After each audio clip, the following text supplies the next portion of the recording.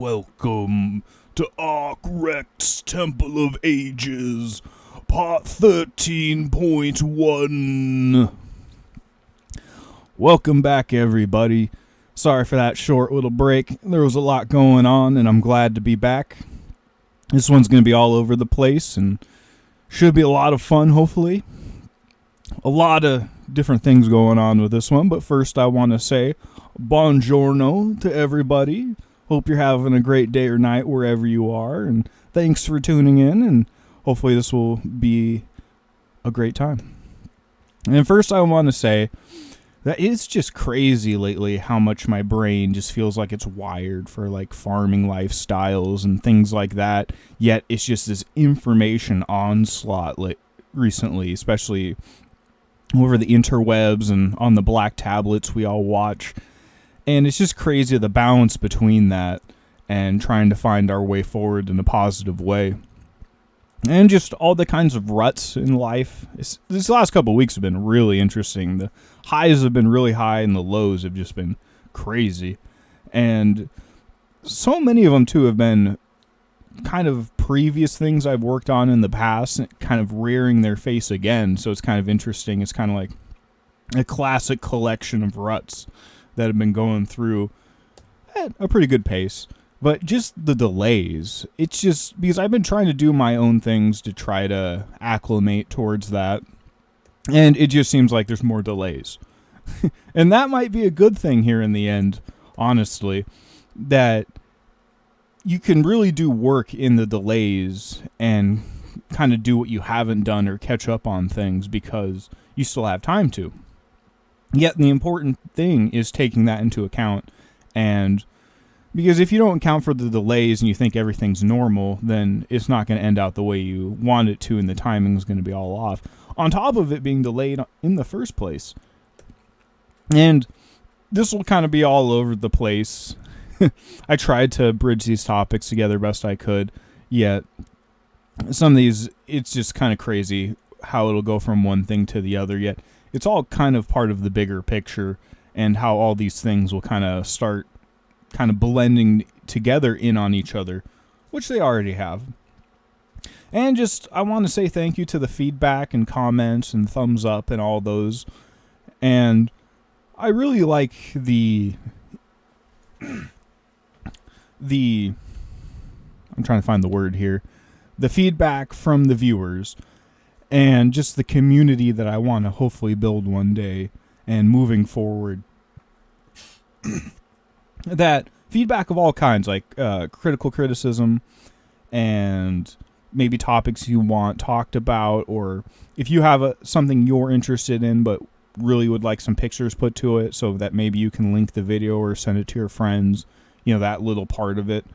I'm up for that as well. So if you have any ideas or synchronicities or things like that, or relatable topics that if I'm talking about AI robots or something like that, you're like, oh, hey, you know, this is happening in my life too. You know, here's a link as well. And I might put that in the presentation. So on top of all that, thank you for being here, and we'll see how this goes.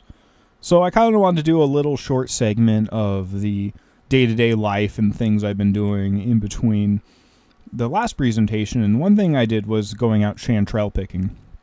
And that was a lot of fun. And I took those and a lot of vegetables, and I did a pickling run as well, kind of all at the same time. And I think I kind of broke a record. It was around 20 jars and cans all put together. So, you know, that was kind of like a day project. And some of them were even garden grown. And I spent a lot of money to make sure these were all organic as well. It's not perfect, but I'm trying to work towards step by step a better food source than the bottom of the barrel genetically modified things we find at the stores. And I even can the chanterelles because it's amazing to have these to put into soups and things like that throughout the year. And the quality just stays amazing even a year later. So I've been doing these for about a year, and they make great holiday gifts as well. And if you want something pickled or canned or jarred for a holiday gift, let me know in the comments and we can work something out. And I went to a wedding. My sister had a wedding down in Portland, And it was kind of crazy because at the hotel and the venue that we went to, there were a bunch of protesters, and some of them were even wearing frog suits, and that was one of the big highlights of that, especially in the news articles, were the frogs. And it's just kind of crazy to me how that links back to meme magic that we've been talking about the last couple of presentations.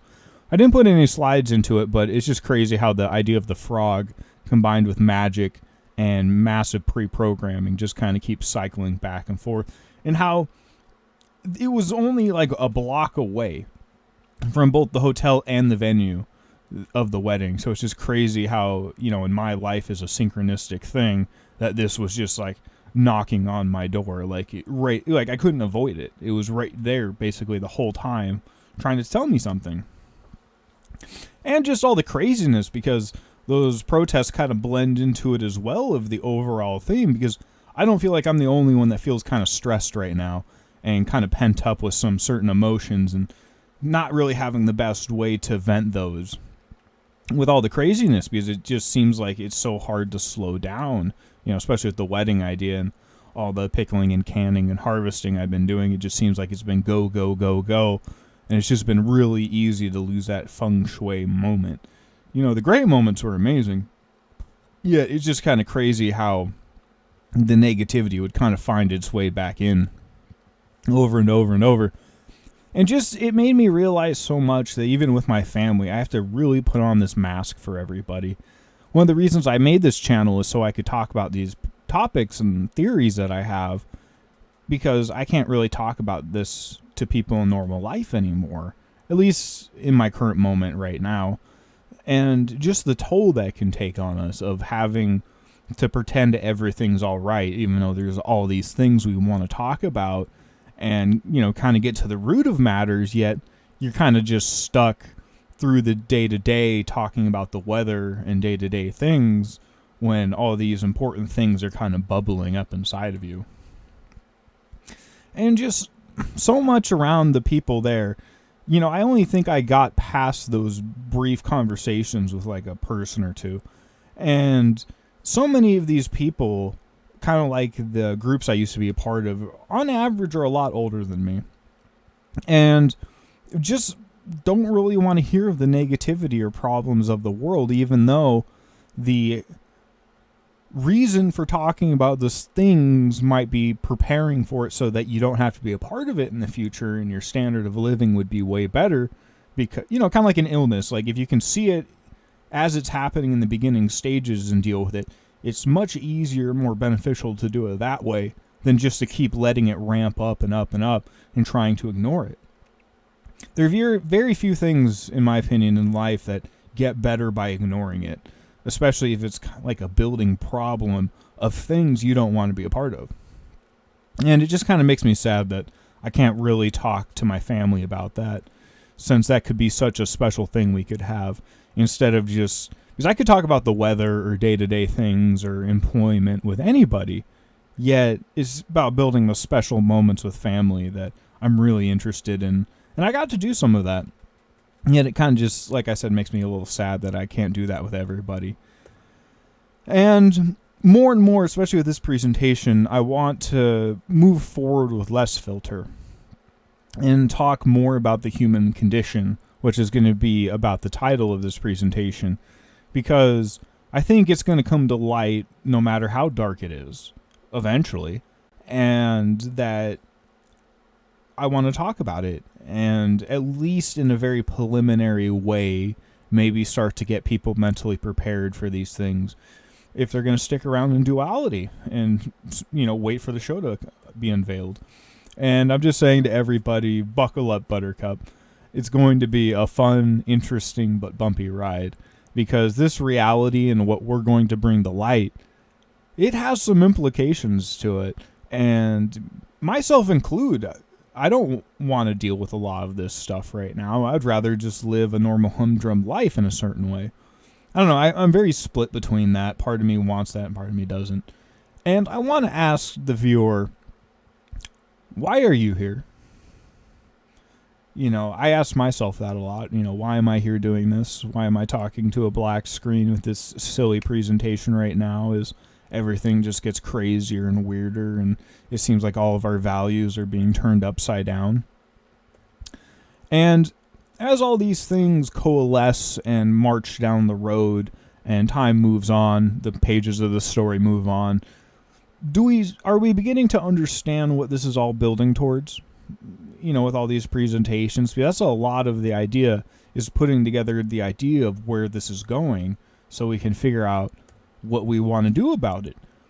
And asking the question, what kind of train or ride or dream or movie are we a part of right now? Because we all have our own opinions, yet we can all be humbled sometimes that we didn't have the full idea. And we can be reminded of the fact that it's not quite what we thought it was. And there's this meme from Scrubs I love, that this guy's at a funeral for his brother and he doesn't want to accept reality. So his friend asks him, where do you think we are right now? And that kind of brings him back to the reality of what's happening in front of him, no matter how much he kind of wants to tune out and dissociates. Be dissociated.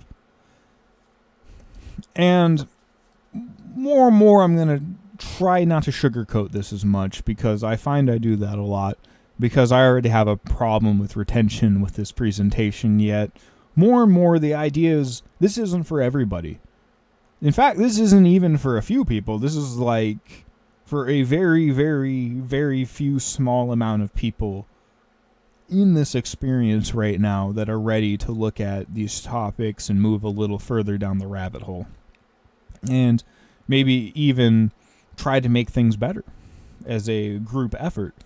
And as much as I want to hide from these topics, it seems like they're just reverberating in my life and kind of slapping me in the face no matter what I try to do. Or like life's there with a megaphone going like, here's what's happening. Like, you can try to ignore it and be like an ostrich with your head in the sand.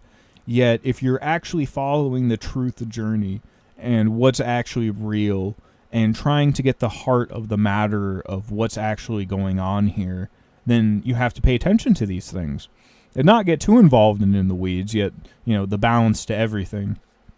And I kind of improved this meme right here of the vibe check from the Dr. Seuss movie, that I'm like the little kid right there. I want to be all innocent, and I want to believe in everybody that we'll have a happy ending and things will be great, and all the friends I meet are awesome and moral, and we're all going to come together and make this awesome vision and a hobbit homes and defeat evil. And then there's life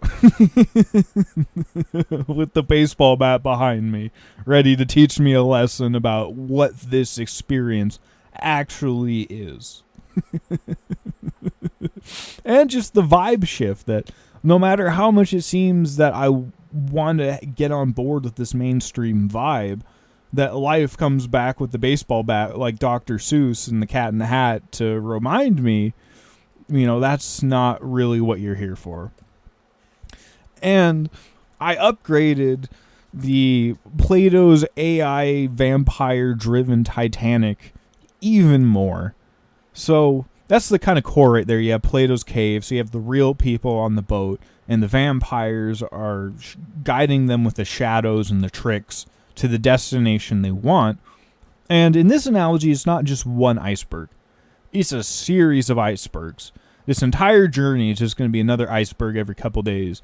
Maybe even every day, just douche, douche, douche. Oh, there went some paint. Oh, couple people fell off right there. Oh, there went some more. And it's just kind of slowly chipping away what was, until it's so malleable and chaotic they can replace it with what they want.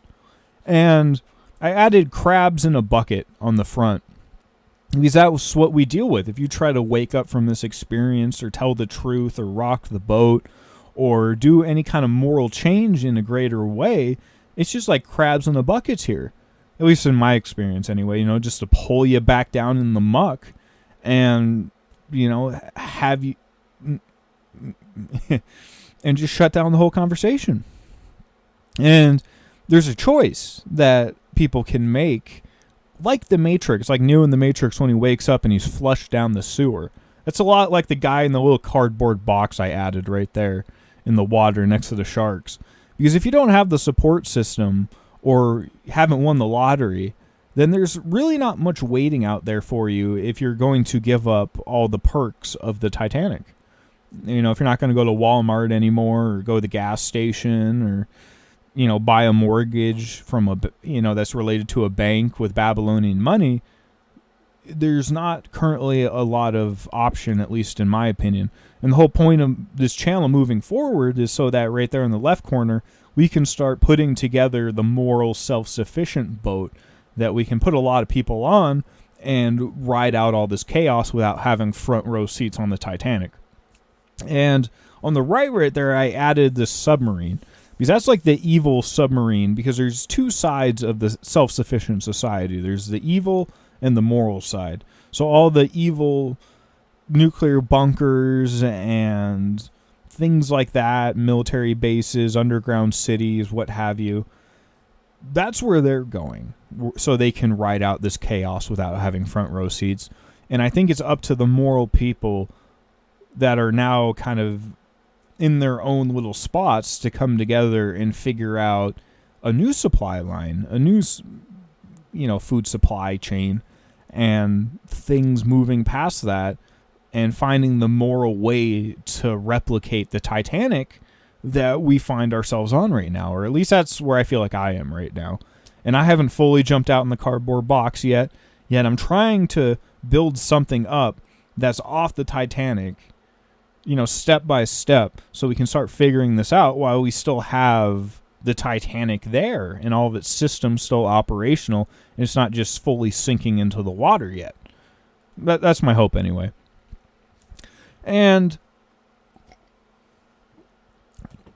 combining that analogy of trying to figure out how we want to chart our course in life, I kind of wanted to relate that back to the 13 series, that these, moving forward, until we reach a certain point and have covered a certain amount of topics, it's all going to be a part of the 13 series, kind of like I made the 7 series. Kind of under an umbrella before I move on. Because there's a few movies and topics that I want to talk about before I move on. And one of those is the movie Everything Everywhere All at Once. And it's just crazy how it combines the idea of like the Matrix and the multiverse and the hero's journey and kind of puts it all together and explores it in a way very few other things that I've seen have done. And I'll be very excited to cover this when we get to it. Another one is Stephen King's Dark Tower series, where it kind of throws everything together and really starts blending the line between what you think is real and fiction, and blending in things like the Akashic Records and time itself collapsing in on itself, and the hero's journey inside all of that. And in the East, or actually in the whole world, this is currently the biggest animated movie, at least cash-wise, ever made, the Nizah series, which is a very basic and reoccurring Eastern trope that I've seen that kind of leads to the final thing I will talk about, which is Azura's Wrath, which is the picture of the thumbnail of this channel. So it's very synchronistic with me and how it blends everything together. Technology, mysticism, ancient legends, combined with what'll happen in the future and the Matrix and false realities and reincarnation and all of that, and saving the divine care. Oh, I just think about this game so much and just the vibe and emotion of it. And I have no idea when we'll get there. I thought this presentation right here would be done a lot sooner and it wouldn't have been a 2 or 3 week gap. Yet life happens, and sometimes it happens way later, yet it's crazy how the synchronicities kind of come back and add on top of it. Which happened with this very presentation. I had one happen last night, because I was going to record this last night and post it, yet I wasn't really feeling the vibe, because I was really tired. So I just kind of went to sleep. Yet I had some crazy synchronicities in that 24 hours between then and now that I included in this later on. And it's just crazy how that kind of keeps building on top of each other. And I think a lot about the verse from the book of James, that it don't talk about what's going to happen tomorrow, because you don't really know what's going to happen tomorrow, even from your best planning. And you kind of just have to go with it in a way, because, who knows what's going to happen. And it seems like life is really trying to repeat this lesson for me, that, we need to have our own plans moving forward, but they have to be really fluid, especially in all this chaos, because we don't really know what's going to happen with all, it's the idea of chaos. You don't know what's going to happen. And so I touched on this last presentation that there's this weird thing that keeps happening, that the subscribers on my channel keep getting stuck at 130, and someone likened it to being stuck in a box. And it's just crazy to me that I got 2 more subscribers after the last video, and then the next day after that, I lost both of them, and then just stayed at 130 for the next 2 weeks. And it's just crazy that happened to me, and puts a smile on my face. And I wanted to change this meme right here from looking all sad to having this face right here. This more confident face, because I was talking about it then, that if I'm being put in the box, there are implications to what that means. And karmically, it's going to pay off one day. And that face right there, I've talked about this before, is from the Zoolander movie, Blue Steel, which is like gives him superpowers over reality if his vibration is right. And in the second movie, it's all about the chosen one and, resetting reality to the, defeating the evil person so you can have the good ending of the story. So I kind of wanted to liken that back to the box, and that's the vibration instead of it being all sad. Because honestly, I vibe in the box. I vibe on delay because, my life is so much like the underdog story. So it happens at the very end, like the very last moment with so many things in my life. I'm a master procrastinator. So I vibe with having extra time to do stuff because that's how I work. And it seems like lately, no matter how much I try, life kind of keeps putting me back in that position anyway. Because I learned so much there, but it's just a little frustrating at times. And just relating that all back to the hero's journey, like Zoolander right here, to Anakin Skywalker from Star Wars, because Blue Steel is very similar to having force powers from Star Wars. Like, he can move stuff around with it, like telepathy, a lot like Star Wars, and how Star Wars relates it back to the blue and red plasma, and how that reshapes reality as well. And welcome to the Karma Bus. Giddy on up. You've earned it. We've all earned it. And it'll be very interesting to see how that plays out and who gets what. And like I was saying, back to the pressure cooker idea, if I'm going to be put in a box and the pressure's just going to keep building, then one day it's going to pop. And, if that's in relation to the channel here and getting views and spreading this message. And my goal here is never to get like 1 million viewers. I'm not interested in that. I want this to go to the people that need to hear this and don't want to be part of the system and deal with all this stuff and get a little breathing room, because that's been so much of what I've been craving lately, is some moral breathing room to really get my center and core back and see the moral things in my life that are worth standing up for. Because currently it's very isolated and weird. But like in the analogy of this picture, it's not going to last forever because we got karma. And I was talking about the dark moments the last couple weeks, that when it got low, it got really low. And there's this funny Tucker Carlson meme that it says it's over. It's never been more over than it is right now. And then it gets even worse, and it says it's even more over than it previously thought possible. It's just... that reverberates in my life. And I want to take this moment right here. I just don't want to be negative about this, but moving forward with the idea of less filter, I really want to share what's going on with me and the vibrations of the world. Because if I was in a very nice place right now and there was no stress, like, I would probably be pretty happy. Yet with all this chaos, I'm learning to deal with it, but that's really showing me who I am and where I want to go in life and the vibration I want to cultivate within myself. And that in those moments of darkness, you really find the reasons why you want to come back. That energy of we're so back. And it's just crazy to me that you get that, I'll get that energy back, and sometimes even a few hours later, life just starts bombarding me with stuff to get me back in that it's so over vibration, that negativity. And just that it can't stay there. It just keeps flip-flopping back on itself, kind of like the yin-yang. And that just makes for so much entertainment. And that kind of reverberates even back to the idea of Jesus Christ. That for him it was over for a while, but then he was back. It's a cyclical cycle that I was talking about with the last presentation especially. And This is so much of me, like in this meme, that half the day it feels like I'm spending thinking about these Hobbit homes and building this channel and making this presentation and trying to connect with people, and the other half I'm just losing it.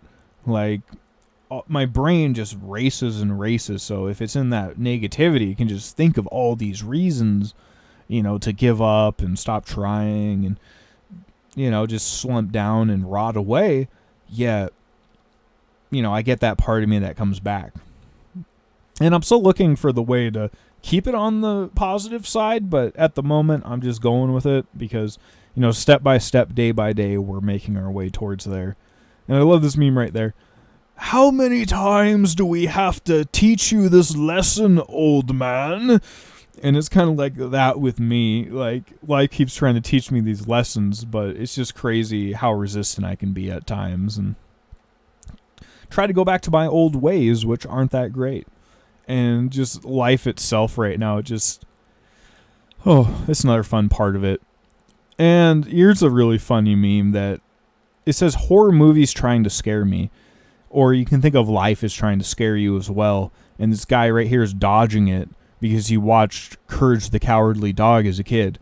And I was talking about this last presentation, and kind of why I put this in the presentation is that this show was about this dog that seems cowardly on the surface, yet in the end he overcomes his fears and saves his family from just about every evil you could think of. Every kind of fear and doubt, ancient evil legend. And he saves the day, even though on the surface he seems like a less serious, cowardly dog. And we'll get back to these themes more and more, and learning from these cautionary tales. And this meme right here saying the only thing you have to fear is fear itself. And linking that to clowns and, how serious you take things. Because if you're fearing something, you're taking it very seriously. And if you're laughing at it, you're not taking it very seriously. As long as it's not a defense mechanism. And linking that back to the Joker from Batman, also asking the question, why so serious? And that's basically the key to all this, is how seriously we're taking everything and the vibration we have to this chaos and working our way through this. And I kind of wanted to bridge this to Harry Potter because this movie came back into my life recently, that Harry Potter's uncle's name's Sirius Black, and he appears as a dog. So we're back to this idea of the Sirius and the black lamb connected with the main character. And the main character is the boy who lived, kind of like Jesus Christ, this undying energy that keeps coming back and back. And he has the plasma bolt, or the lightning on his forehead, the ability to change reality through energy or your attention with his magic wand. And I just wanted to say that the Harry Potter universe is one of the most synchronistic with my life of any fictional universe I can point to. Because there was one series that my grandfather always made sure I had as the books came out, and that was Harry Potter. And he didn't give us all it, but he made sure he had a signed copy of each. And he had very few signed copies of anything. So it was very interesting, like, how prominent this was in my childhood and how reverberating it was in the story of all of this. And I remember I dressed up as Harry Potter outside the movie theater going there in high school. And I've been trying to think lately, what's another movie that I've dressed up for as the main character? And I don't think I've ever done it for another movie. So it's just kind of interesting that the one character I've identified in my life and have gone to the giant black screen to pre-program myself with this pre-programming is Harry Potter, the boy who lived. And I've been trying to come up with a story to best sum up what my life has been and what I think the story is. Because I've been trying to find another archetypal story of like, hey, what's closest to my life right now? And one of those is Harry Potter. Yet, it's what if Hagrid never came to pick Harry Potter up? And it's also funny, I wanted to say, as I made this slide right here, that when I made this presentation, I made the first and last slides first. And the last slide had Hagrid. So I hadn't planned this part of the presentation out yet, so it just kind of blows my mind that it went back to Hagrid and this Harry Potter story. You know, as I made this the very beginning of this presentation, I wasn't even sure I was going to put this back into it and how this kind of found its way back to all of this. But just asking the question, you know, what if you felt like you were living the archetype of the boy who lived, but you never went to Hogwarts? You know, you were just stuck living a day-to-day life, and it's only now later that you're starting to come to terms with this, and it's like, what if Harry just basically lived in a trailer park? Because I live in a trailer at my parents' house, so it feels like I didn't really get very far. I moved out for years and years and years, but as the world got more expensive and I went through all this and the stress of it and I'm still trying to figure out my place in the world, and I'm just not keen to jump back in a style of job I've had before and trying to find one that can support me to move out, because I need to make much more than minimum wage to even move out of my parents' house right now. Like, it's kind of crazy compared to what it was like 10 years ago when I first moved out. Like, it was over twice as cheap, and minimum wage was only $3 less. So, I mean, that's a huge deficit. But anyway, back to Harry Potter, asking, you know, what if he never went to Hogwarts? What if he was kind of stuck there? And what if he was just sitting there making a podcast talking about all the weird stuff he's seeing in the world, all the craziness, and how he's basically starting to discover what magic is on his own without having gone to the school in the first place, and looking around to see what his environment actually is and what's actually going on with his life and the weird turn that's taking. And that if you took the Harry Potter story and kind of blended in ideas of like Noah's Ark or this cyclical cataclysm along with Revelation itself. And I love this meme of Captain Barbossa from Pirates of the Caribbean, because originally he says you best believe in fairy tales or ghost stories because you're in one. But this is talking about a cyberpunk dystopia.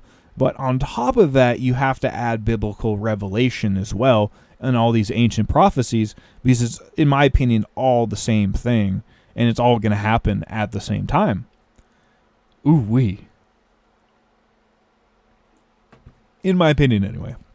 And we've been talking about Evangelion over and over and over again, about resetting reality and knowing you're in the mind of God and forming a human hive mind, like you all go back to the source, but then you all separate again back in duality into a new story that you wrote for yourself, because you passed the archetypal chosen one test, so you can harness these ultimate powers to reset reality, a lot like Harry Potter or Loki from the Loki show, as he remakes the story of reality into something else, and the Tree of Life model, which has much more possibility and opens the multiverse for travel, because right now it's closed. But you add even more on top of that. What if Harry Potter knew he was in a book? In this case, he never went to Hogwarts, and he knows he's in a narrative story that was created by somebody else, a lot like the Deadpool movies that we keep talking about over and over and over, that also linked back in the multiverse and reshaping reality. And in one of his new movies where he has all these different multiversal versions of them, one of them's played by Ryan Reynolds, who also played the Green Lantern, which is about, you know, your imagination coming to life. And he says he gently taps the fourth wall too. He says you're a disappointment to your parents. And I can feel that because, you know, like I said, I'm in a trailer at my parents' house.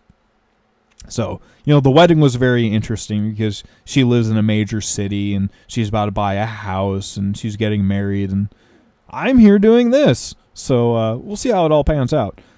I wish her the best, but if the Titanic's get shipped away like I'm saying, you know, she's the one with the front row seats to that and isn't preparing. And just asking ourselves, what's going on here and where's this all going? Where's this narrative structure that we're now fourth wall breakingly looking into and reflecting on going to go to? And what's our part in all of this? And I wanted to take this back to the show Dragon Ball, which is about these wish-granting balls, or the generative male force that can grant wishes. And is also related to the Kundalini dragon right there. And the whole second part, the second video presentation I made, the Greenwood Dragon, Shenron, the green Kundalini dragon that grants wishes, or the Mask movie is a huge part of that theory and how that related to my life with huge synchronicities the last year or two. And how that all relates to the Whore of Babylon, because this system is waiting for that Kundalini energy so it can take it over and reshape reality into its image, because it's a vampire that can't do it itself. Like back to the Titanic analogy earlier, this AI system, or the sharks in the water, can't steer the ship. They have to trick us because we're the ones that hold the power to actually change reality, but we have to navigate it the right way and choose the right path to do it, or the ending isn't really going to be what we want, at least in my opinion. And here's another meme right here. I'm the last person I would have suspected, but it was me the whole time. So, here at my parents' house, dreaming of building disaster-proof, self-sufficient homes on the edge of society, it would seem like I'm one of the last people that would be able to pull that off. Yet that might really blend with the underdog story.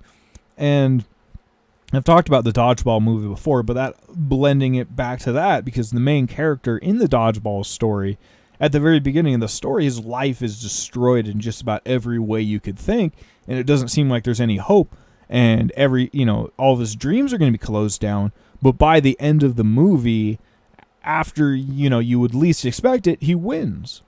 And it says, grab life by the balls, that generative force like Dragon Ball Z that can change reality. And on the left right there, the villain's team is called the Purple Cobras. And he has the little G necklace right there, the generative force, how they want to use it for evil and to globalize and standardize everything. And on the right, you have the good guys, and he has the average Joe's gym. So he wants you to show up as you are to improve yourself. Like, one of the guys in the back is a pirate. Like, he has a pirate at his gym. Like, he doesn't care. And he has a 33 on his shirt as well. It's about that idea of overcoming the story you're in and figuring out the good ending.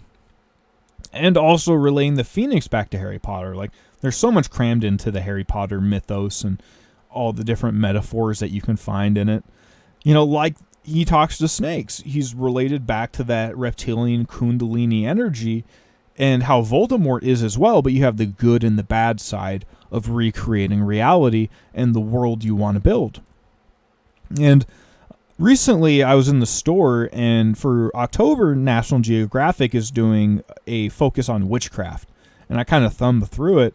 And it's interesting that it related it back to Merlin and Excalibur at one point, and how I've been talking about that, and how Excalibur's like the pen is mightier than the sword and can recreate reality in his image.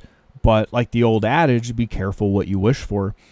And there's a more modern movie called The Green Knight that I won't go too far into, but is about one of Excalibur's knights, I believe Sir Gawain. And he has a similar journey with a plant knight called the Green Knight right there. But it's basically a question about reality and whether or not he's going to do it the good or the bad way, and has to go on this hero's journey to kind of get the generative force back and get the good ending. A lot like Excalibur, but a little different and darker in some ways. And I kind of want to relate this whole Harry Potter idea back to that movie Weapons that came out recently, because the whole idea was this witch was using a wand and like stealing people's hair and possessions and using it to control their minds and turn them into like her perfect slaves that had no personality and would do whatever she wanted. So they are like the perfect Manchurian candidates, and they were using magic to do it. And back to the movie Spawn, which I keep talking about, that the devil in hell itself needs a super soldier to do its will. Like a vampire in the basement, it needs a servant to go do its day-to-day stuff because it's lazy and kind of bound by the nature of reality that it can only come out in certain times. So it kind of needs somebody, I would say in the same way as heaven, that heaven needs some mortal to intercede on earth in a lot of cases because there's these rules in place. And at the moment, the veil's still partially up. So it's not full on. And that's the whole idea of the movie Constantine, that to break this veil out and have these demons invade Earth, that they have to find a psychic chosen one to do it for them. Like, they can't just do it by themselves because they're vampires, once again. And that, we were talking about this movie earlier, The Ninth Gate, that has, I'm blanking on his name right now, the guy from Pirates of the Caribbean, Johnny Depp, that all the evil people are trying to uncover this ritual to open up the gates of hell, and no one can figure it out but the main character, and that the main character is subverted by a demon at the very end so that she can harness the benefits of this ritual for herself, a lot like the Whore of Babylon. It's a very direct metaphor here, that she's stealing his generative force, in this ritual to shape reality so she can have her version of reality happen. All right. And I kind of want to take that to Ready Player One, because this guy looks a lot like Gandalf from Harry Potter. And he has this test in reality baked into it so that a moral chosen one can reshape reality into a good or bad ending. And the whole movie is about the race between good and evil to try to find these keys to reality to shape it in their image. Here back to the Gandalf metaphor. And I kind of wanted to relate that back to the music video Ghost from Delta Heavy we were talking about very recently in one of my videos about reshaping reality, because this paperclip, along with Nelson Mandela, go into the internet itself and into the mind of God that's connected up to everything, and battles this AI entity for the ability to change reality. And once again, this artificial system's a lot like the Whore of Babylon here. It has the little lipstick there to show us the inverted divine feminine that's trying to take over the world. And it related this to aliens in the Large Hadron Collider, that was one of the ways it was changing reality. And I just wanted to relate that back to Marvel in the Loki show, because it did the same thing there, that this blue Tesseract core could open up portals and gateways between reality and reshape it. And they relate that to the generative force and third eye and kundalini and rockets, and just what we want to do with our imagination and where it'll go. And it's very interesting lately that I've been coming across all these videos that have been talking about technology and demons. And this was on the Tucker Carl show. So a lot of people are watching this, and it's just crazy how this mainstream opinion keeps reverberating in our reality. And you can see right here, he's wearing the Ghostbusters shirt. And in the Ghostbusters movie, especially the first one, it's about imagination coming to life. All these ghosts you didn't think were real, all of a sudden start coming back to life. And at the end, the Stay Puft Marshmallow Man came to life because it was one of their fears. And he's saying right here that a lot of these people in the tech industry, especially the people leading it, that when they take these drugs or they go into isolation tanks, that they're all getting this very similar message about advancing technology and living forever and darker things as well. But that's the main gist of it right there. And then I saw this later on with Shane Gillis, who's also another huge mainstream person right now, and Joe Rogan. And he was talking about psychedelics and, like a float tank. And they were talking about these interdimensional jesters, telling them what to do. So he's also kind of talking about that reverberating message. And if you look into sleep paralysis, a lot of people see the same things. They see the same demons. So a lot of these altered states, a lot of people are saying the same things over and over and over across time and culture itself. And it's funny because these float tanks and these psychedelics lead you to altered states of consciousness where time and space really doesn't apply that much anymore. And it would make sense that you could maybe get these messages from entities that are outside of duality, like heaven and hell. In my opinion, anyway. And kind of relating that to biblical prophecy and like the seven-eyed goat or lamb. And I'm going to go a bit back into the Tim Dillon show right here, because this part of it I was listening to tonight in one of his videos. He's saying, what timeline are we on right now? Like, what dimension are we in with all this weirdness? Because I kind of feel the same thing right now. And in a lot of ways, too, I feel like we're just getting started with the weirdness. So the fact we're already kind of breaking down and going like, this is too weird, and we're just beginning, is just, oof, it's going to be interesting. And he says right here, he was talking about conflicts in the Middle East, but his point of, I've seen this movie before. I know where this is going. And this is so much how I feel about reality and the Titanic metaphor I keep talking about. I feel like I've seen this movie. And he says right here, I've also seen the end of that movie. And I don't have a slide for it, but we were talking about the movie The Dead Don't Die with Bill Murray that's on Netflix about zombies. And in the movie, they know they're in a movie. They're talking about the script in a movie as they're driving around figuring out how to deal with all the zombies and save people, and discussing the end of the movie before it even gets there. And just how this meme kind of reverberates, and that's what I'm trying to do with this. And ask these questions so we can figure out a better way forward. So he relates it back to honeypots, and that our government has nothing better to do than prey on innocent people and try to ruin their lives. And it kind of takes me back to this slide I had earlier. Like, do you know what kind of train we're on right now? Like, what's actually happening here? And in this episode, he was talking about all these ICE detainment camps that our government's building. And they relate here to the reptilian vibration as well, about control and about taking innocent people.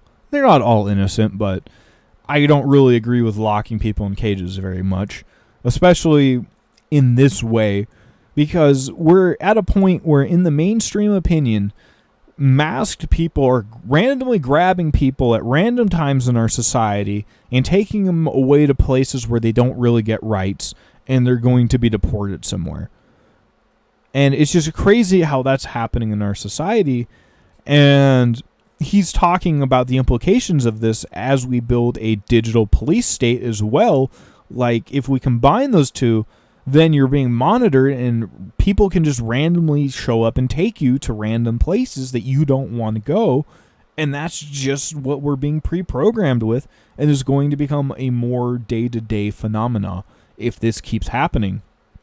And I kind of wanted to take it back to one of his things he's talking about Palantir lately, which is one of the devices in Lord of the Rings that evil can use to spy on everybody. And that they're building these mood rings so they can measure your biometrics. And they're building it for the army right now, but, imagine that they want wearables to be more popular so that they know what you're doing at all times. And he says right here, and a shark eats you. And it just takes me back to this Titanic metaphor. They want to know where you are at all times and what your opinion is, so that when the time comes, if your vibration isn't right, they can just toss you off the Titanic, because they don't want you there anymore. And I don't want to be there anymore. So, eventually it's going to work out like that. But the system's set up so that you get thrown out with the sharks. It's not usually a very good time. And if I was randomly sent to a homeless camp or a detainment camp right now, I don't feel like it'd be very warm and comfy, and it'd probably be filled with sharks. Would be my opinion. And guarded by sharks. And run by sharks. Not for my best interest at any level. And here he was talking about a famous person, and how these people are deeply evil. They want to live forever. They're preparing for a massive disaster. They're building underground bunkers, and they're trying to lead the world. So all these things I keep talking about and we'll keep talking about. And this is one of the largest main pre-programmers, especially for young people right now, in the world that I can point to. And he says right here, who's going to find their way into this? And he says right here that it's a recipe for radicalization and for people off the deep end. So who's off the deep end? And he says right here, people that think Tom Hanks is a clone, that think space is fake, and question the shape of the earth. So, just going outside of the box. So we have to ask ourselves, what is this channel? So he just said, who's going to find their way into this thing we were just describing? And it's all the people here. Like, I have a ticket for this right now, and it's why I want to build some breathing space somewhere else, so I don't have a ticket to this anymore. And he's asking here, what is real? And this question has been reverberating in my life so much lately. Like, what is real? And I have this quote from a CIA director. We'll know our disinformation program is complete when everything the American public believes is false. And if everything you believe is false, I take that very similarly to what is real anymore. Like, if everything I think is false, then what's real? And that's the whole point of what they've been trying to do since 1981. Like, they're just reaching the new levels. And lately, the last couple of weeks, the new level of AI has come out, Sora 2. And it's been creeping me out because it is so good. Like, we've basically reached the point that people can make their own content. Like, it's insane, like, how good it is. Like, you can still see the flaws, but how good it is and how just normal people can use this and what they can do with it is just, especially the more unfiltered stuff in the very beginning for the first day or two, because they shut it down for copyright reasons and things like that. Like, it's insane what people are doing with their imagination. Like, right here, people are recreating, like, Family Guy scenes where he made him Skibbity Toilet, which I've talked about this many times before, and how it's the biggest pre-programming meme for the really young people. And this chaos and this excrement and this chaos, like, rising up and gaining consciousness like a toilet. But it's just crazy. There's one of The Rock eating rocks, and just how good AI has come at, like, making people eat things and just copying our mannerisms. Like, it's reached such a plateau. And like I said, we're just beginning. And that's just with AI, because last couple of videos I've been talking about, like, I was talking a lot about the last Mission Impossible movie. And one of the biggest points of the Mission Impossible series is that they have this machine that can make a facial mask of anybody, and it's super lifelike, and they can use it to infiltrate and disguise themselves for their mission. And how the CIA has just been rubbing it in our face that they've been doing this for 30 or 40 years, and they've already fully declassified it and put it in a museum and said, we're doing stuff way past this. And this is already foolable, like, to the average person, even a few feet away in real life. Like, that's how good this is. And I was talking about Tom Cruise in this movie Oblivion, that aliens make all these clones of Tom Cruise so it can serve its interests. So it can have an army of clones so it doesn't have to do it for itself, which sounds perfect for a vampire, like, that doesn't want to do anything. Like, an army of movie stars sounds perfect. And it makes me wonder if that's, like, what they're actually doing. And then if you add on top of that, like, crisis actors, and the idea is that people could be acting in what you think is serious or real is just an actor acting and trying to portray it as real and organic, just adds another level, and then you add in the government honeypots and that they have nothing better to do than make American people lose their mind because they don't know what's real anymore. You add that on top of the mask, the crisis actors, the AI, and it's just like, we're already here. Then I'm asking myself multiple times every day, what's real?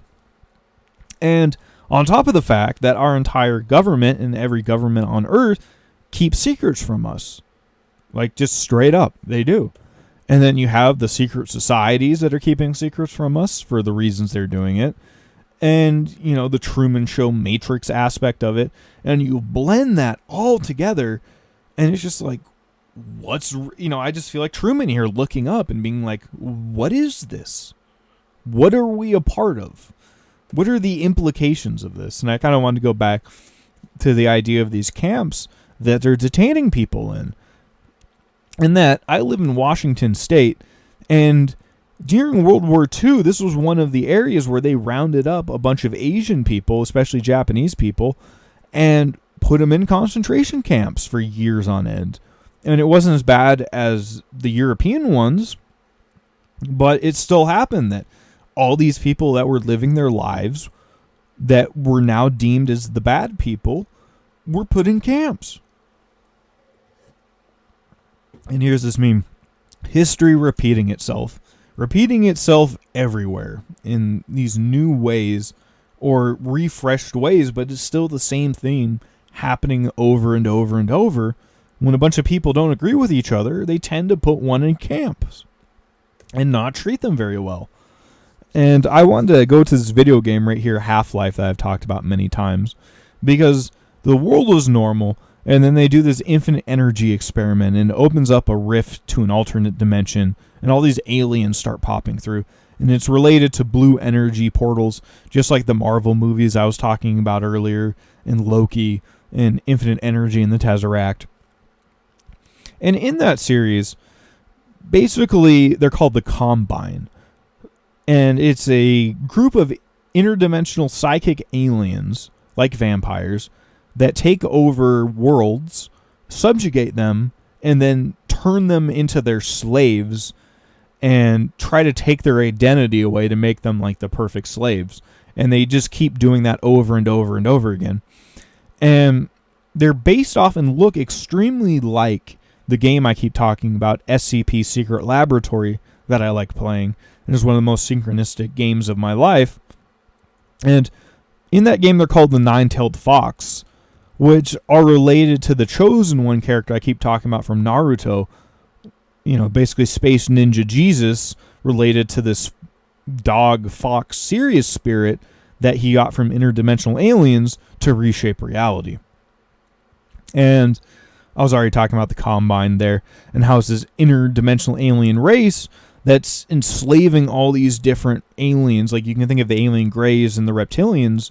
In our reality, you could be that's being enslaved by this interdimensional AI hive mind.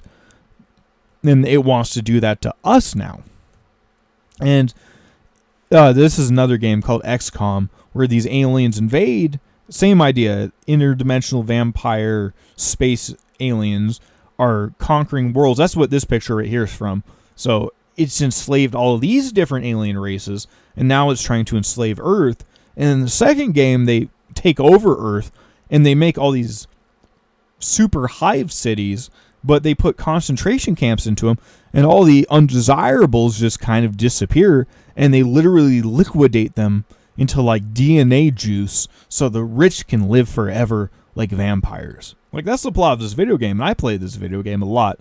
And it has to do with like the observer effect and the main character, because you're the main character that has to save everybody and play the strategy game to beat the aliens and win the Earth back and get this better ending instead of people being turned into alien juice. And that just reminded me so much. I was talking about the South Park episode where God puts a moral test in the video games so he can find a chosen one to fight the war of Armageddon between heaven and hell at the end of time. You know, just small topics in a show. And back to that vibe check idea of me just trying to live a normal life, but all this weirdness just keeps popping up in our world. And like I said, I went to my sister's wedding, and what do I have reverberating in my life that I can't escape?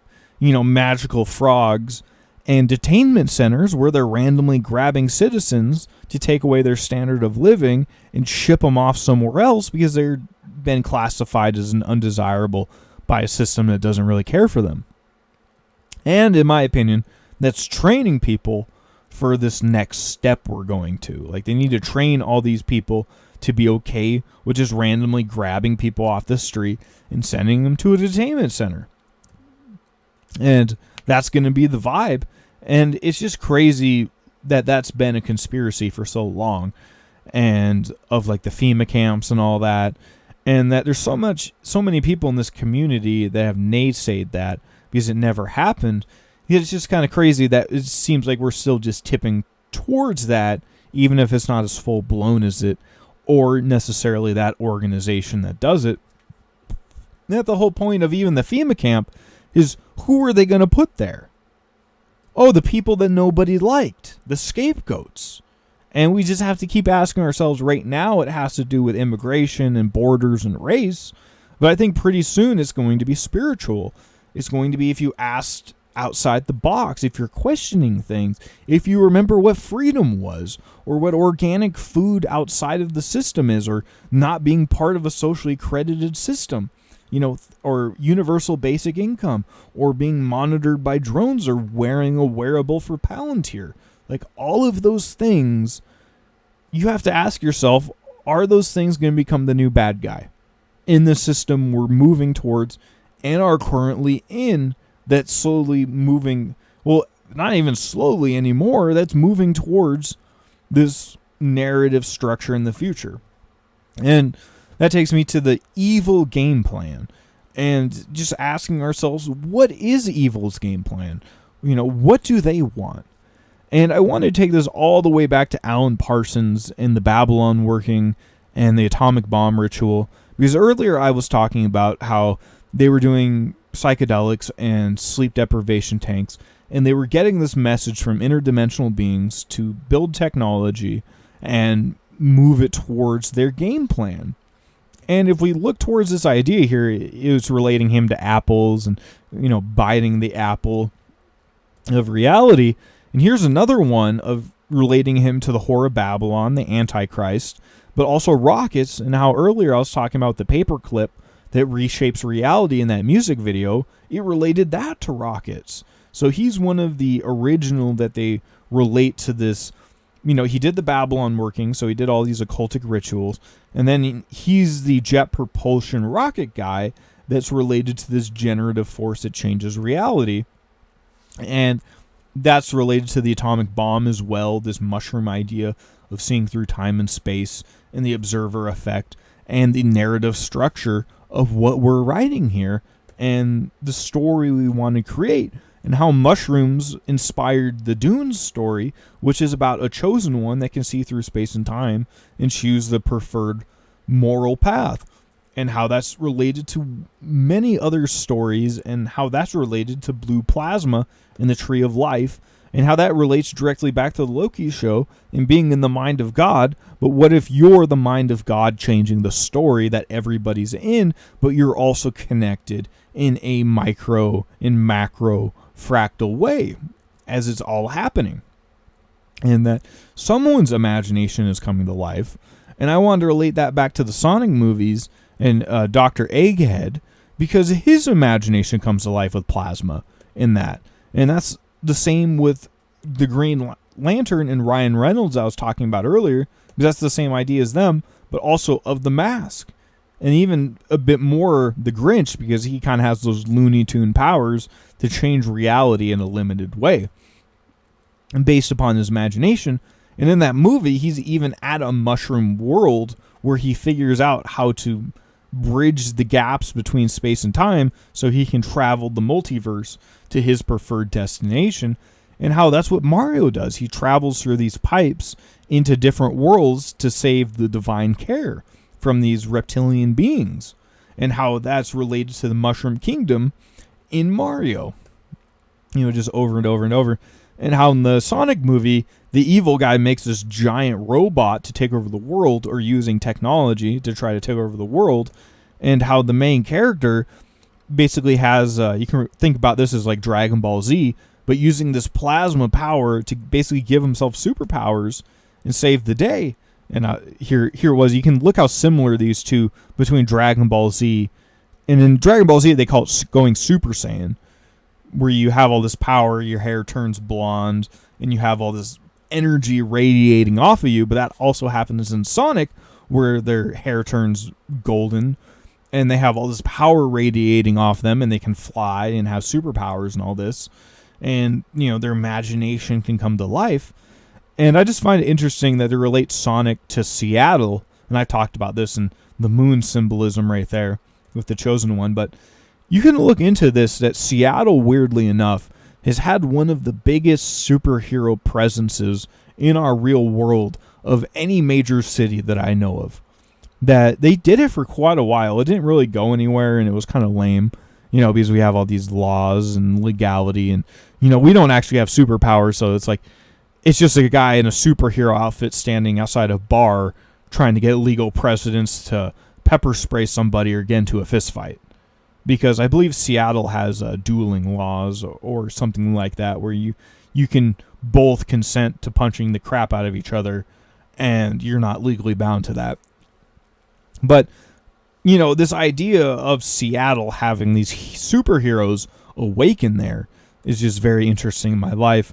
And that was the whole idea of the movie Chronicles, where this meteor from space gives these people in Seattle superpowers, and now they can fly around, and their imagination's coming to life. And I wanted to bridge that back to our version of the Truman Show, Chris Chan, with his medallion, because his whole idea is that he created a thought egregore that he wants to merge the dimensions so he can see his thought egregore come to life. And his dreams can come true because his real life sucks. And they made a meme of this, of Evangelion, but about this idea, and Sonic the Hedgehog in the background, because his mental egregore is based off Sonic the Hedgehog that I was just talking about. And we were talking about in one of the last episodes that he has this medallion that he wears around his neck of this thought egregore. And there's memes on the internet that it's evil. It's cursed. If you put this medallion on your necklace, your life is going to be ruined. And it's related back to this idea of Berserk I've talked about, that this person is trying to sacrifice all of his friends in this demonic ritual at the eclipse so he can live forever. And they related it to this meme right here. I found this meme again, and they related it to Epstein and how the American people keep falling for it over and over and over again, and tolerating this evil as it just inches closer to us in real life, but it's trying to present itself as good and something you should merge with. And, just back to this idea of asking ourselves, because I was talking about Epstein here and how that's been such a topic of our reality, and asking ourselves, what's the narrative structure of what we're in, and where's it going, and how do we separate ourselves from that so we can build something better and not have to have front row seats to that over and over and over again. And I kind of wanted to take this to vibration here, because in this universe I've talked about here, that the physics of their world change, so people start getting all these superpowers all of a sudden, and this guy here turns into a lobster hybrid because he ate lobster every day. And I want you to think of like centaurs, minotaurs, mermaids, things like that in our mythology, and how maybe those hybrids could actually have existed in different physics of our world, where we have all this energy and plasma, and magic itself can come to life. Our imagination can come to life. And I've talked about this many more times, and I will keep talking about it probably into the future. And, the idea you are what you eat. And if the vibration's stronger, then what's inside is vibration stronger, and maybe that will come on the outside as well. And we've covered this in movies like Annihilation, where when this meteor from outer space hits their town, animals start hybridizing, people turn into plants or animals, and everything just kind of mashes in on itself in chaos. Because that's the idea of this chaos personified, unleashed into our reality, kind of blending everything together. So I kind of wanted to turn it, while we were talking about superheroes and comics and all that I was talking about the absolute universe in the last videos, about Batman and Superman and Wonder Woman, and how it's kind of a reimagining of their universe and this new narrative story that's a lot bleaker, but a lot of people are really enjoying it. And I want to talk about, because I've been listening to a lot of this guy's videos about this absolute universe called Comics Explained.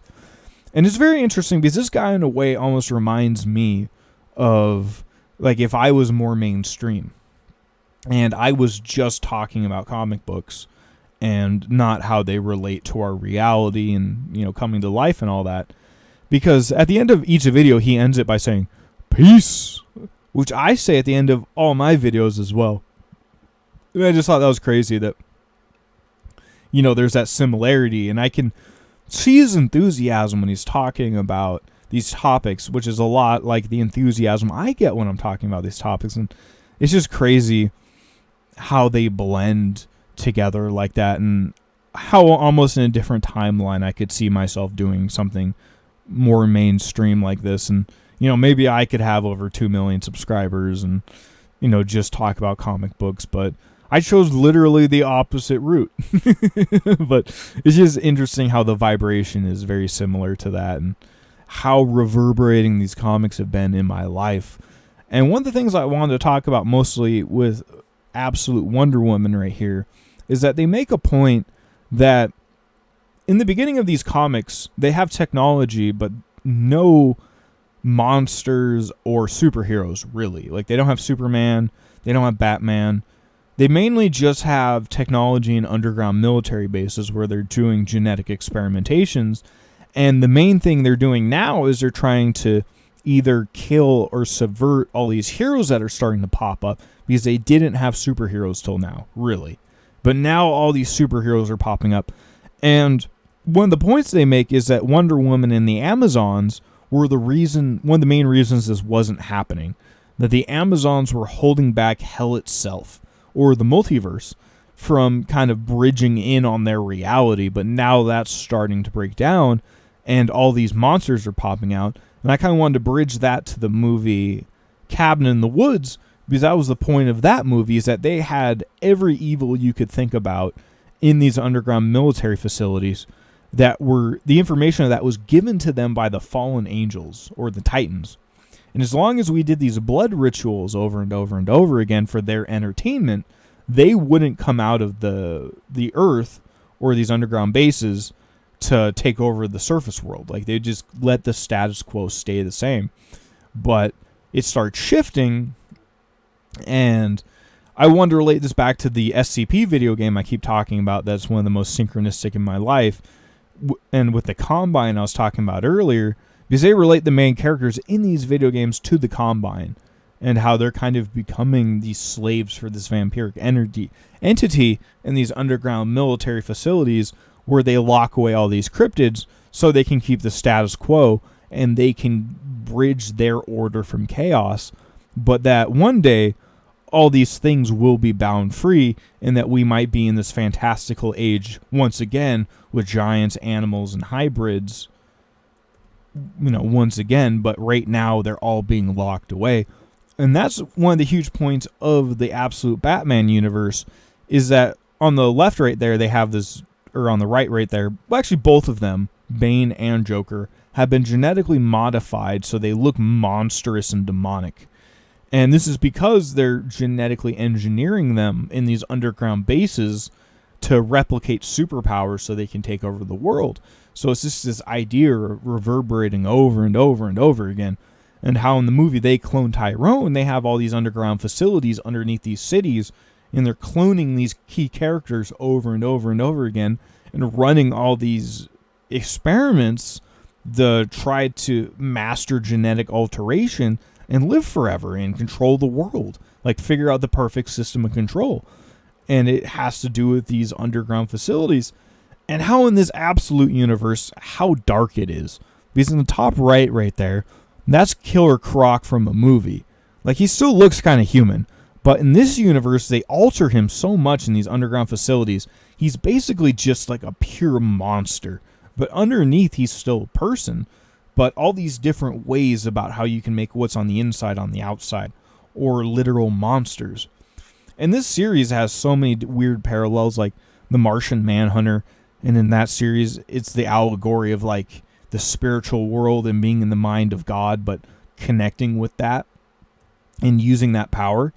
Absolute Superman, they have, in his comic, they have him trapped in a false Matrix reality. Like, they captured him and they basically hooked him up to a Matrix, like Neo in the Matrix, and ran him through thousands of simulations, a lot like Groundhog Day, to turn him evil so he would work for them. and they could control him. And how they have like all these miniature worlds right there in like these miniature buckets. So like they're capturing like realities and people and trying to completely twist them towards their will, towards his evil will. And how that whole universe is basically in the mind of the ultimate villain in the DC universe, Darkseid. And he created that universe so that he could subvert all these heroes and merge the dimensions so he could go to war with another dimension with basically these thought egregores of all these twisted villains that he came up with because they're in his mind of God. And that currently with these other, comic series or multiverses, they're starting to clash together. So the Absolute universe is invading the main DC universe. And from time and space in the future itself, this evil is permeating into the past itself. So it's like in the past and present and future. And I was talking about that earlier in the Warhammer 40k universe, that these evil interdimensional vampire demons that are trying to take over the material universe stretch between the past and the future. So they're in the caveman days and they're in the far sci-fi universe. And it's all blending in on itself because they're trying to control it all. And that same thing is happening in this DC universe. And that was the same thing in the Loki universe. That before Loki remade their reality into the Tree of Life model, it was this guy's mind of God model of reality that Loki was living in. And that's why Loki had to make reality in the first place, is because this guy made him such a crappy story in the first place, he had to remake it because it was so bad. And he has the apple right here, and he's at the end of time, just like Darkseid's at the end of time. So like this evil presence that remade reality, and now it's Good's turn to remake reality at the end of time. And it's just back to this idea of like, what's going on right now? Like, what is this? Like, how serious are we taking this? And so in between making that last night, and I watched some more of his videos last night, that he started talking about Harry Potter last night. And it just blows my mind that I made this presentation about Harry Potter, and then I get delayed last night. I don't make it and post it. And then within an hour, this super synchronistic channel that keeps talking about all these things that keep reverberating in my reality is talking about this character being in an unfathomably cruel story and how that's the Harry Potter effect. Because the Harry Potter story kind of sucks for Harry till the very end. Because, he's stuck at the Dursleys. He doesn't know his real parents. Until Hagrid shows up, he doesn't even know he's a wizard. And in this case, in our reality, like, Hagrid still hasn't shown up, in my opinion. So it's just, back to that idea, how that reverberates and how it makes me feel with reality. Like, I'm just looking back at it like, what? And when the universes collide, one of the versions of Superman knows he's in a comic book, just like Deadpool does. So he's like above the meta narrative and is saying to people like the villain's saying to him like, hey, why are you so confident? And he's like, oh, well, you'll see on the last page of the comic book. And he's like, what? And then, a few pages later, it's the reveal that's going to save them because he knows he's in a comic book. He knows the narrative meta structure of what he's in, the ship he's on, the song he's in, the dream he's in. And, I just wanted to take that back to Courage the Cowardly Dog and how this show was about facing every kind of evil you could imagine. And even if you seem cowardly up front, that you could overcome it with the power of love. And, just how serious we take everything. And that story of the dog. This seems to be the story we're in, the serious story. And I keep relating that to Chainsaw Man. And so this was the number one song in the world a few days ago. And this is one of the biggest streamers in the world. And this is an AI video of it because he has a dog. And he got a whole bunch of flack because he's been putting a shock collar on his dog. So his dog will sit in the stream on this little bench without moving. And then every time the dog tries to move, he zaps it. And, it's just publicly disclosing, the vibration of evil. But also that is controlling the dog, like the Whore of Babylon. And yesterday I came across this short on YouTube of this guy that has a paraplegic dog that he's helping walk every day and taking care of it, even though, his back's broken and can't walk. And that this was saying like the duality of man, like the duality of the human condition. Like some people are controlling others and shocking them to make them the perfect slave. And the others are, taking care of people that other people would have let go a long time ago because it's the right thing to do. And, kind of on the home stretch, I really want to talk about this channel called Dungeon Soup. And it has topics in it I've been wanting to talk about for a long time because they're really kind of gnarly, but I think they're a part of the human condition and where this is all going. And I just kind of want to talk about it and just the idea of immortality as well, because that's the idea, like Harry Potter, the boy who lived, that's the idea of immortality, but also the vampires trying to live forever with it. So it follows this barbarian in this fantasy world, and he's going against all these evil creatures. And one of them's a lich, which is like a undead skeleton wizard that controls other skeletons. And all of his limbs get hacked off, and the undead person's like, I don't care, I'm just going to regenerate them. And the barbarian's like, I'll do it again. And the lich is like, what? Like, aren't you the hero? Like, and the lich is like, so you can't cast spells and hurt anybody anymore. Or the barbarian says that. And the lich is freaking out like, what the heck? Like, because this barbarian's chaotic good. And so, like, the evil person's calling the barbarian a monster. And it kind of I want to go back to Chainsaw Man, because it's the same thing, that the demons in that world see Chainsaw Man as a monster. Because he harnessed this demonic energy to fight demons for the good of humanity, while all the other demons, for the most part, are eating humanity. So, like, the demons fear Chainsaw Man, but in that universe, he's the good guy. Even though he's not the good guy anyone really wants, because he's really goofy and naive and all that, but he has this generative power that saves the world, so they have to go along with the goofball.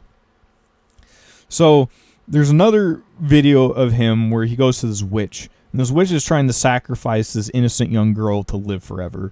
This vampiric entity that we keep talking about over and over and over again. And the barbarian comes, and the witch is like, what did you do to my sisters? And he turned them into nunchucks. He's like, she's like, oh no. But she's also like, I was so close. If I just had her hair, I could have lived forever and I would have beaten you. So the barbarian saves the girl, and he's like, it's going to be all right now. But he takes a little bit of her hair and puts it into the potion. And he's like, all right, drink the immortality potion. And the witch does. And she says, now I can never die. And the barbarian's like, good. It's like, I like my playthings extra durable. And he's been carrying around the lich this entire time on his back, because the lich can't die. And it's just this really weird inversion of it.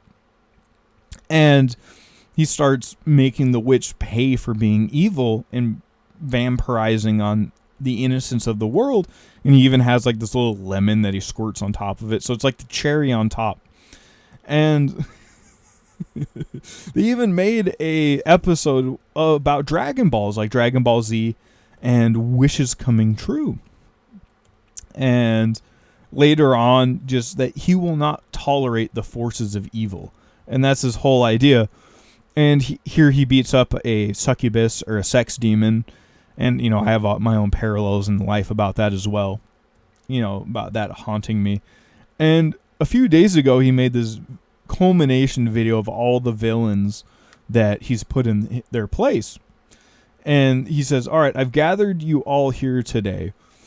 And they find out that all these horrible things that happened to them were premeditated and put on a list like a game.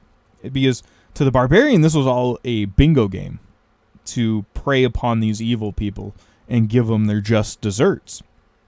And he shows up and he's like, "Did you miss me?" And he says to them, because they're like, "Spare me."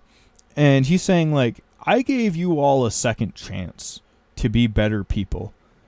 And you just all decided to gather together and be evil again. So," he says, "I will not tolerate the forces of evil." And has like this Super Saiyan power up like in Dragon Ball Z and puts them in their place. And back to this idea of wish fulfillment and granting and, karma.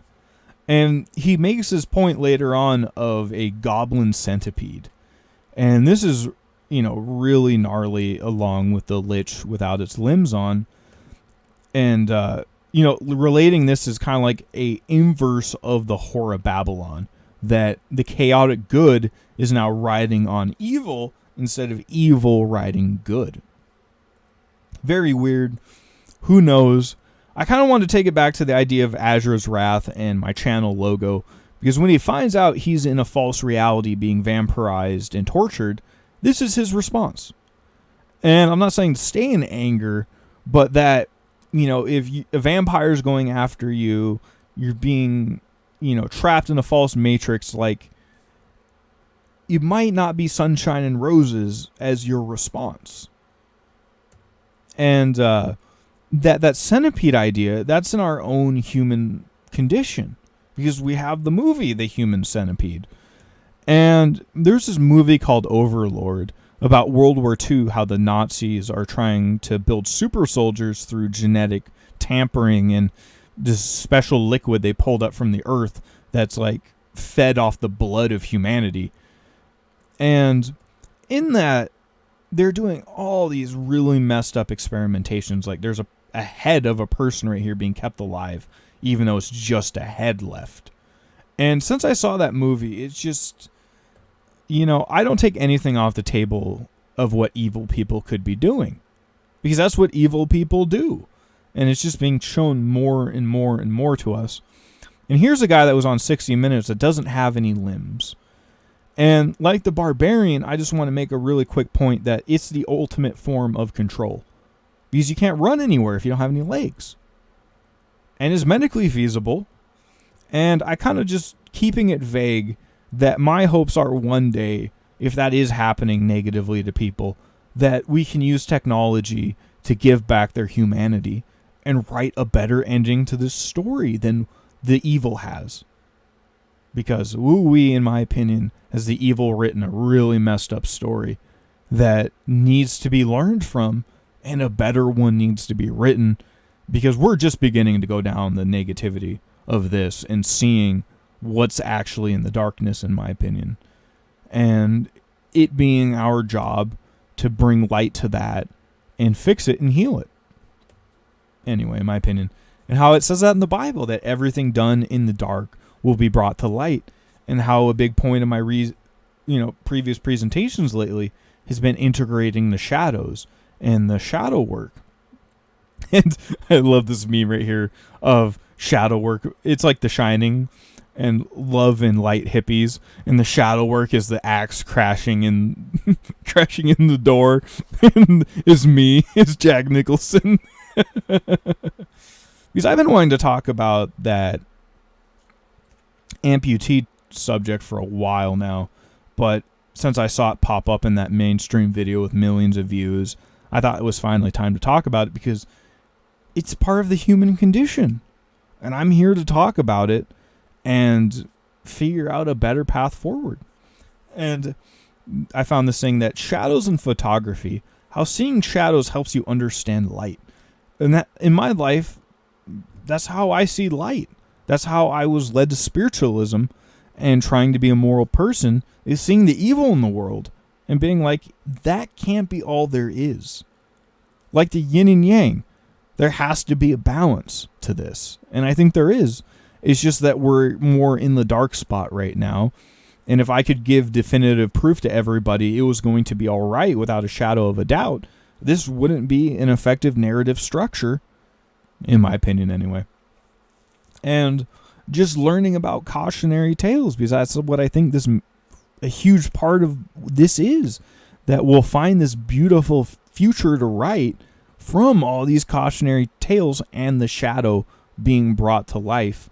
And that my version of that is much more like The Hobbit and The Shire, and just an amazing community living in harmony with nature and technology for the moral benefit of the children and the future of humanity, or whatever path we choose forward from this. And I know, I'm sorry it got so dark, and I can't expound more into the solutions, but like I said, I think that's our job. I think that's your job as well, and that you have to think of your own happy place. And that one of my dreams is that we can bring all those happy places together in a moral way that can withstand the storm of chaos that's upon us.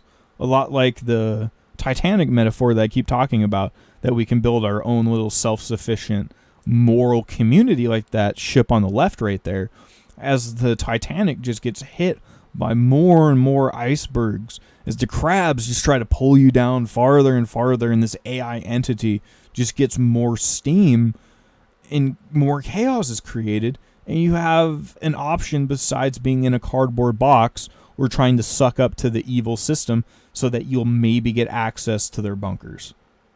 Because that's kind of what's on the table right now. Or the Mad Max scenario where you're just sitting on the Titanic the whole time. And, I think there's a better story to that we can all make, but we have, like a doctor looking at a disease, we really have to look at the human condition and where this is going and what this is, because I don't think this is so simple as a single archetype or solution. This is like everything everywhere all at once, which is going to be the movie I'm going to be talking about.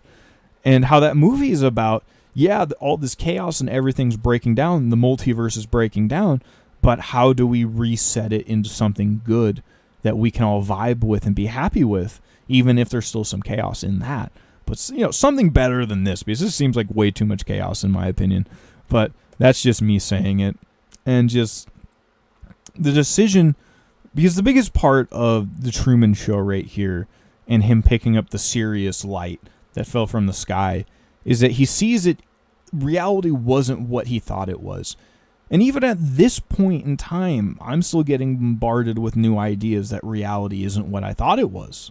It's still changing on me, and I don't think it's going to stop while I'm still here. But this moment's where he really starts to walk away from it all, because he starts seeing it for what it really is.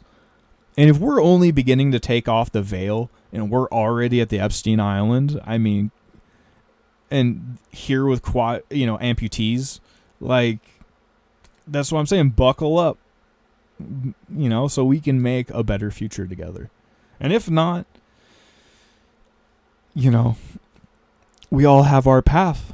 And I think in the end it'll all work out, but I feel like I'm here in the now so that I can make the path to it all being better and working out even better in my own ways. So, back to Hagrid and Harry Potter. Kind of wrap it up here. So thank you if you're still here and joining us. I want to wish you the best wherever you are in these trying times, and that we can all find the reasons to make this better world together, and find reasons to wake up and be positive every day. Because in my experience, I just know that there's so many. It's almost kind of like a manufacturing line, conveyor belt. It just seems like it's just piling in problems by the day, without any effort at all. And just finding the harmony and peace and breathing room in that chaos, in those moments that make it all worth it. And connecting to that oneness and morality that's beyond space and time, that we can all kind of link with for a bit if we try and kind of quiet things down. And trying, in all this craziness and narrative structure and things going on, trying to, bring light to the shadow and healing it and bringing on this golden age we keep talking about, because, this isn't where we want to be. At least where I don't want to be. And not that it's all bad. It's just not the vibration I feel. And I want to make a place for others that have the same vibration where we can really thrive and not just be so marginalized and left to be bricks in the wall or cogs in this machine that doesn't really care about us beyond making us a slave. And that we can be so much more, and we can evolve into so much more, and we can share that with each other and those not even born yet, so that they can be spared being dunked right smack dab in the middle of whatever this is going to be. So, wherever you are, night or day, I want to say thank you. And hopefully next time will be a little bit sooner, but who knows? Because life is crazy and weird. So, till next time, peace.